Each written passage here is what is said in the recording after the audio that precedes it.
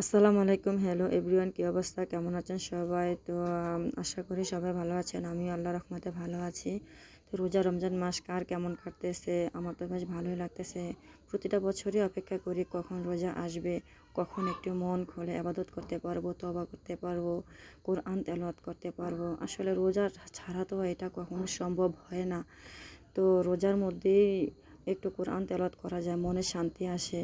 তো যাই হোক, এই রোজার মধ্যে সবাই একটু বেশি বেশি করে আমল করবেন, কোরআন তেলাওয়াত করবেন, আল্লাহর কাছে তওবা করবেন, নিজেদের সম্পর্কে বলবেন, নিজেদের সম্পর্কে একটু তওবা করবেন।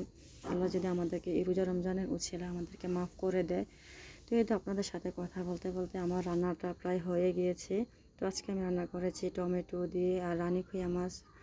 তো আসলে এই মাছটা এনেছিল আমার আম্মু, কারণ এই মাছটা আমার অনেক পছন্দ।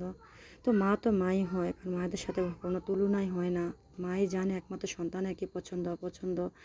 তো মাই একমাত্র জানে সন্তানের কী খেতে ভালোবাসে। তো মায়ের ভালোবাসার সাথে তো কোনো ভালোবাসার তুলনা হয় না।